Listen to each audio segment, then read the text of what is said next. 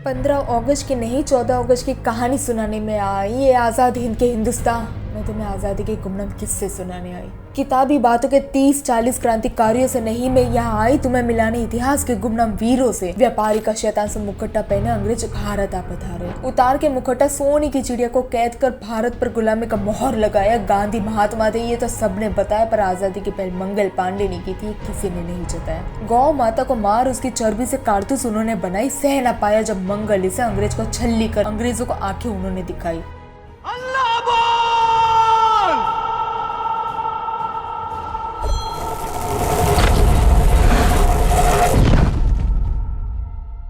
अंग्रेजों की नीयत देख लोगों का सब्र का बांध भी टूट गया। बेगम हसरत महल ने अंग्रेजों से लखनऊ बचाया तो तिरुपति कुमराम ने सीने पे गोली खा के अंग्रेजों के सामने तिरंगे को लहराया। 80 साल के वीर कुंवर सिंह बिहार के लिए लड़ गए तो खुदीराम बोस केवल 16 साल में ही सबसे पहले छोटे बलिदानी बन गए। बांध के बच्चे को अपने पीठ पर बुंदेलहर बोलो के मुंह हमने सुनी एक कहानी थी, खूब लड़ी मर्दानी वो तो झांसी वाली रानी थी, किंतु कभी ना सुनी हमने कहानी राजकुमारी गुप्ता की। बांध के सीने पर अपने बच्चे को, हाथ में उनके बंदूकें थी, मीलों का सफर तय किया तब जाके काकोरी लूट सफल हुई थी। और इतिहास ने क्या किया? काकोरी लूट को तो याद रखा लेकिन उससे जुड़े लोगों को वो गुमनाम कर गया।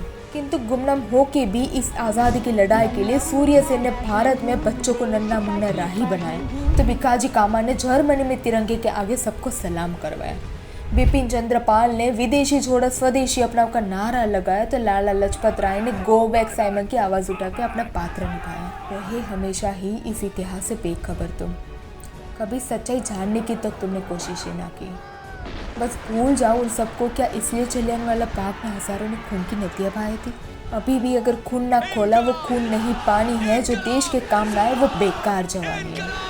तो क्या इसी जवानी के लिए वो जनेऊधारी चंद्रशेखर आज़ाद अकेले ही पूरे फोर्स से लड़ गए थे, या फिर बस 15 अगस्त की छुट्टी के लिए सरफरोशी की तमन्ना लिए भगत सुखदेव और राजगुरु फांसी के फंदे पे चढ़ गए थे? मेरे वतन के लोगों, तुम गांधी की लाठी को याद रखना, किंतु कैप्टन लक्ष्मी और नेताजी बोस के आज़ाद हिंद फौज को भी तुम ना भूलना।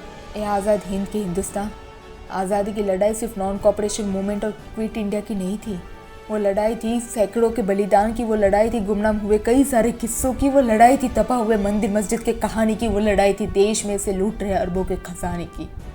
उस गुलाम हिंदुस्तान में सोने की चिड़िया ने बहुत कुछ सहा।